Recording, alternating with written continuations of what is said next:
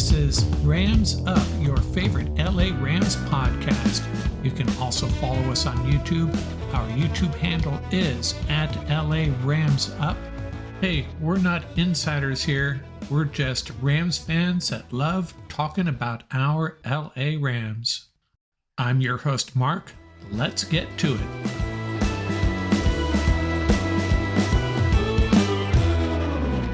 Welcome back, Ram fans. Mark from Rams Up here, episode 214. And boy, things are starting to heat up in the Rams world. We'll get to that in a minute. What do we have for you today? We're going to capture as best we can what happened in the first day of joint practices with the Raiders. Have some follow-up notes from the Charger-Rams preseason game and a smattering of other NFL and Rams news. And I'm also going to throw at you the 41 players that I think have already made this roster. I'm calling it now. Who are the 41 guys that won't be turning in a playbook in a couple of weeks here?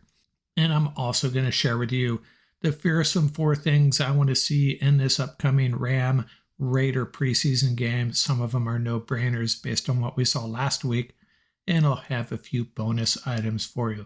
Now, what happened today? Well, the good stuff that happened is Matthew Stafford was slicing and dicing the Raiders defense. Man, he looked sharp. That's probably the one thing we wanted to see out of this Rams team. A lean, mean, healthy, and accurate Matthew Stafford. Man, that's a really good sign. Tutu Atwell tearing it up a little bit, showing off his speed. Had a couple long catches, including one on a perfectly placed pass from Stafford. And the report is Trey Tomlinson really shined as well. I think we got a steal. The most decorated cornerback coming out of college football slipped in the draft because of his size. He's a fighter. He's extremely skilled. Rams got a steal. Anything else worth mentioning? Well, Joseph Noteboom shelved for a few days apparently, dealing with some minor issues. I have to think there could be a trade in the works. Just guessing here, reading the tea leaves. Could Joseph Noteboom be on his way out? It's kind of strange if Alaric Jackson has locked down that left tackle spot. I'd still love to have Noteboom in the house, backing up him, backing up the guard positions, but then he's got that big salary. Just guessing here, not sure what's going on with Joseph Noteboom. O-line apparently struggled a little bit against the Raiders. I saw some tape. I think people were making a mountain out of a molehill. Someone said Crosby obliterated Havenstein. That's a pretty over-the-top characterization of what I saw. Crosby dipping inside. Crosby beat him on that play. Obliterating him? I don't know about that. Pretty strong words. But I did hear that there were other moments where the Raiders' defensive line gave the Rams' offensive line fits. So that bears watching. And then, of course, the least noteworthy but most entertaining news out of this session, the Rams' Cam Akers and the Raiders' Max Crosby both kicked out of practice for fighting. Hey, you know what? You get 2 NFL teams together for joint practices. This is going to happen. Skirmishes of some kind. We've seen it virtually every year. Some of them have been pretty nasty. Have not seen any video of this, and that's probably due to the video we saw last year with Aaron Donald and the Bengals. No filming allowed, perhaps, or tightly controlled. Rams-Raiders joint practice. We all saw this coming, right? Cam Akers taking on a guy that outweighs him by about 30 pounds. It might have had something to do with Max Crosby apparently screaming sack in Matthew Stafford's face every time he got within 5 feet. That was Matthew Stafford's comment anyways. But I was watching a Raider YouTube channel on what happened, and apparently their version of the story goes something like this. Crosby on a pass rush, Cam Akers lowered his head and hit Crosby in the chest. Crosby took offense to that, and there were words exchanged. And then later on, Crosby chases Akers down, and as the play is ending, actually the play is over, and Crosby tried to punch the ball out of Akers' arms. So it sounds like it started with Crosby getting a little bit butthurt and then trying to retaliate. Akers takes offense and swings are thrown, and that was that for Crosby and Akers. Unavoidable. It's good that they had this rule Smart thinking by both coaches to set up this rule. Any fights, both players are gone for the day. Cam Akers back tomorrow. Maybe bringing big brother Aaron Donald, who sat out this one. Maybe that'll tone down Max Crosby's behavior. Let's get through some additional Ram ruminations, some fallout from last week, and some new notes. Richard LeCounte, the safety, was released by the Rams. Now, he took a bad penalty in the preseason game against the Chargers. I doubt that's enough to get a guy cut. I think it may be more of a case of some of these younger safeties stepping up. Maybe it's the Tanner Ingle effect. We can only guess. I went back and looked at the Rams' defensive performance in the fourth quarter, a couple series specifically, and I kept an eye on Deshaun Johnson and TJ Carter, a couple other guys playing up front. And, they didn't do a bad job. They really stuffed a couple of runs really well. Johnson really hustling downfield on a couple of plays. From what I saw, certainly can't fault those two guys. Teron Vincent was also out there a little bit. Saw a discussion about the green dot on defense. That's Ernest Jones' dot to wear this season, apparently. But it was pointed out that two other members of the defense have worn the green dot previously, Jordan Fuller and John Johnson, and the question was posed, hey, is Johnson taking that dot back? And the answer from Raheem Norris is absolutely not. But it is nice to have three guys that intelligent, that well-versed in the defense that they could wear the green dot, especially important when you got so many young players. We could potentially have 4 first and second-year players on this defense. I'm including Durant, Kendrick, Byron Young, and Kobe Turner. 2 more players with 2+ years experience but limited playing time. I'm talking about Christian Roseboom and Bobby Brown. And 6 guys we'd call true vets: Ernest Jones, Michael Hoyt, Aaron Donald, Witherspoon, Johnson, and Fuller. I know that adds up to more than 11, but the way this defense rolls, that's kind of how it works. Obviously, only going to be 11 guys on the field at a time. I get it. All 12 of these guys, in my opinion, should be considered starters. Cameron De Silva pointed out something that I thought I noticed, but I wasn't 100% sure. A.J. Arcuri did not play at all in that preseason game. That means one of 3 things. 1, he's dinged up and nobody knew. Number 2, he's a very bad player. Or number 3, he's our starting left tackle. Now, I don't think that last one is a real possibility, but still kind of odd he didn't play at all. By the way, by my count, 16 projected starters did not play against the Chargers. No, I am not counting Arcuri. One of the things that disappointed me was Tanner Brown's miss from 46 yards. It came to light on Twitter that is his first miss inside the 50 all camp. Rams apparently not concerned about the leg strength. He just needs to stay situationally focused. Now, I'm not clear on how that factors into a 46-yard kick in a preseason game, but nonetheless, it still raises the question, can Tanner Brown get it done in the game? It's great that he's been very consistent in camp. Let's see him kick some 40-plus yard field goals in a game. That would make me feel a lot better. Back in a minute with my 41-man roster, the 41 guys that have made this team already.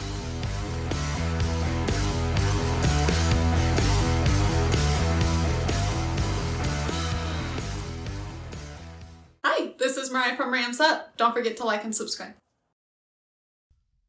So a fun little exercise I like to do on occasion, especially this time of year, as the Rams consider how they're going to whittle down their roster. Well, I'm doing the same thing. And after one game, what I've done is I got the 41 guys that are making this team for sure. Just 41 at this point.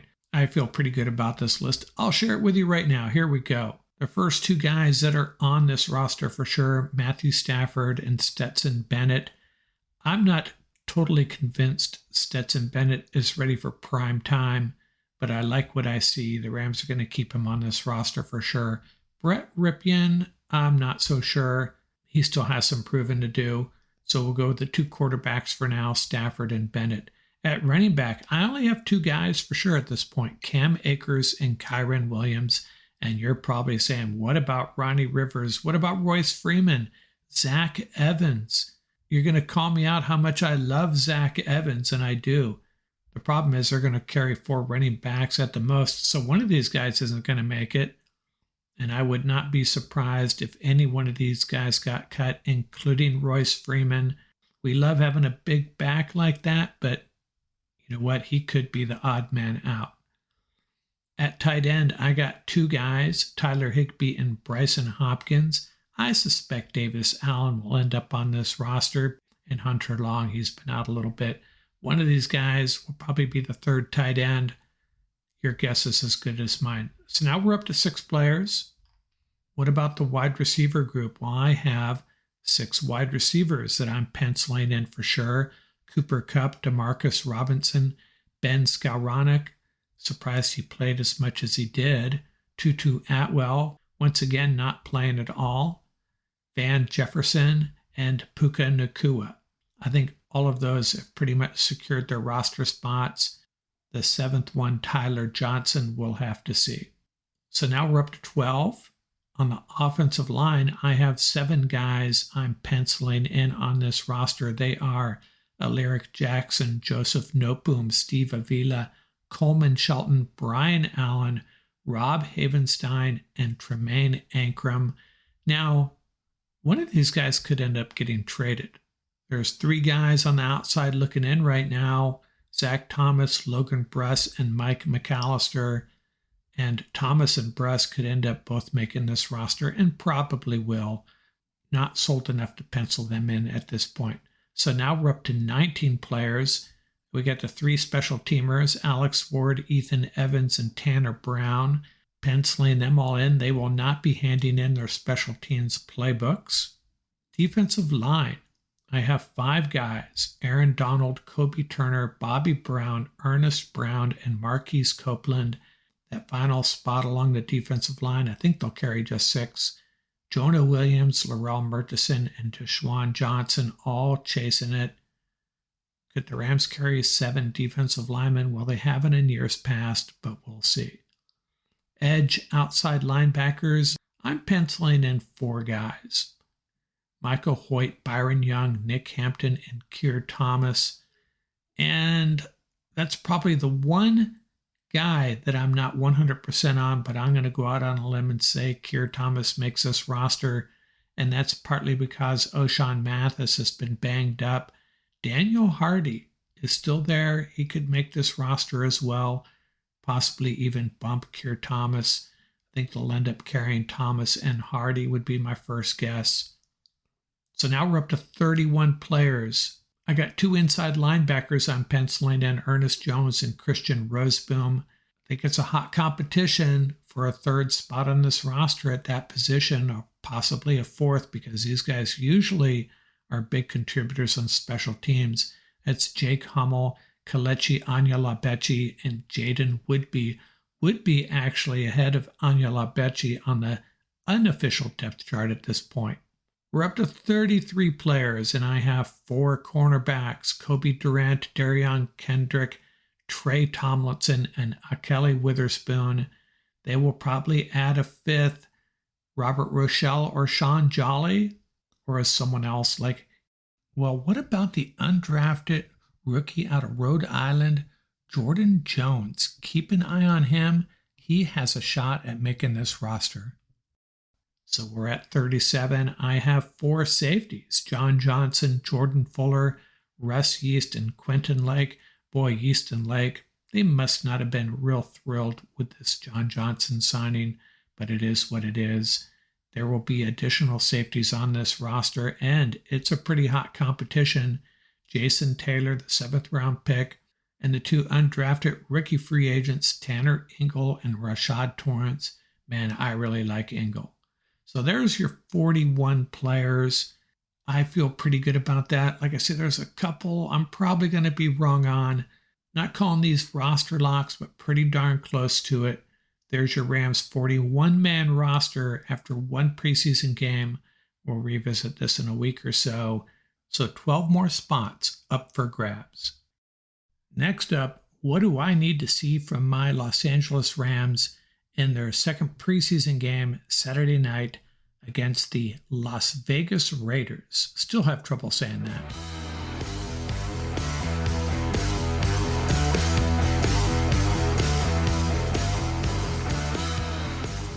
Okay, Rams Raiders Saturday night. What do we want to see from our Rams in that game? What are the fearsome four things I want to see? Not the keys to victory. We don't really care about that, right? What are the areas of improvement we want to see? And I think we're all thinking along the same lines here. Not going to have a lot of surprises. But first, let's take a quick look at the Raiders. Interesting team. Our old friend Jimmy G is over there now, but he won't be playing. Aiden O'Connell, the rookie quarterback from Purdue, last week 15 for 18, 141 yards and a TD. This is a guy that comes from a system that has prepared him to kind of step in right away, a pro-style pocket passing quarterback, and he looks like he's going to be a great backup there. And mark my word, he may eventually press for the starting job there. 2X Rams over there, David Long and Marcus Peters. Don't think either of them will play either. Maybe David Long will ask to play against his old team. We'll have to see. And Michael Mayer, the rookie tight end that I was really high on, first round pick of the Raiders. He's been out with an injury, so we won't see him. We will see the other Byron Young, the Byron Young that went before our Byron Young. He's a rookie defensive lineman for the Raiders. So what do I want to see from our Rams? Well, number one, give me some more Zach Evans. We just got a taste of him last week, and I have high hopes for him. He's in a battle for a roster spot with Ronnie Rivers and Royce Freeman. I want to see him carry the ball 20 times. No, it's not going to happen. They're going to spread it around a little bit, but really want to see Zach Evans get a lot of touches. Maybe see how he is in the passing game as well. Number two, I want to see Tanner Brown attempting kicks outside the 30. We're talking 47, 48-yard kicks, and I want him to make them, please. Hey, we're a little worried about Tanner Brown. We heard that was the first kick inside of 50 that he missed all camp, the one he missed against the Chargers. More reason to see him out there proving that he can hit him in real games, well, sort of real games. Hey, he's doing better than the 49ers' third-round pick. Their kicker, Jake Moody, missed 2 kicks, one of them a 58-yarder, the other one much closer. So I think you're worried about Tanner Brown. 49ers right now are a little worse off than us when it comes to the kicking game. The third thing I want to see, not just better defense against the run, but just seal the edge. Let's take baby steps here. None of these easy 30-yard gallops around the left end. Our outside linebackers may be too concerned about generating pass rush, giving up the edge, giving up big runs. Overall, better rush defense, that's for sure. But let's start with sealing the edge. And the fourth thing, yes, obviously, continue improving that pass rush. We saw a few signs of life from Keir Thomas, Daniel Hardy, Tanner Ingle. Byron Young got a little bit of pressure on the one play. Let's see more of that.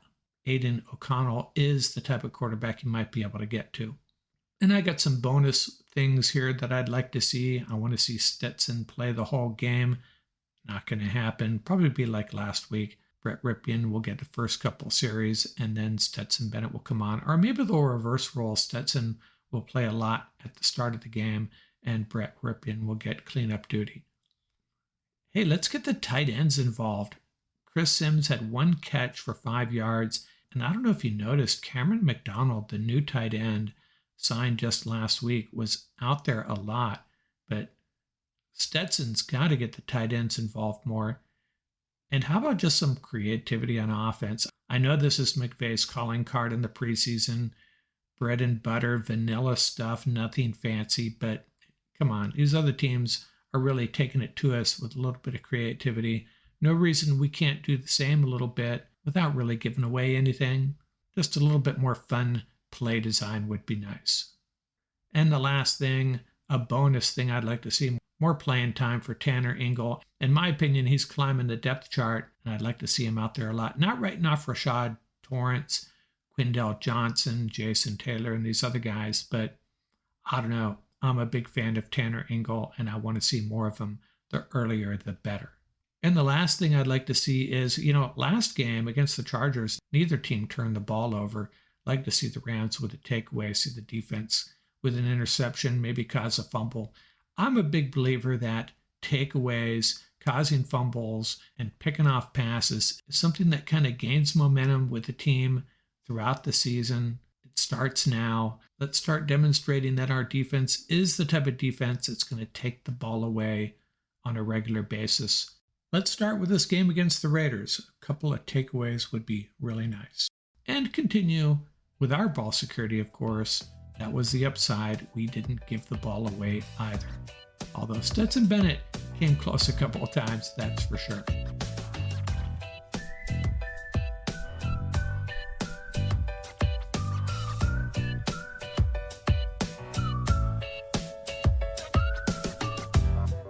That's going to do it for this episode. Remember, you can reach us at ramsuppodcast@gmail.com. Visit our website at ramsup.com. And don't forget about our YouTube channel. Our handle is at laramsup.com. Till next time, keep the horns up, stay safe, and have fun out there. Music courtesy of the YouTube audio library. Tracks featuring Bar Crawl by Track Tribe, Buckeye Banzai by Vans in Japan, and Crimson Fly by Hama Hama.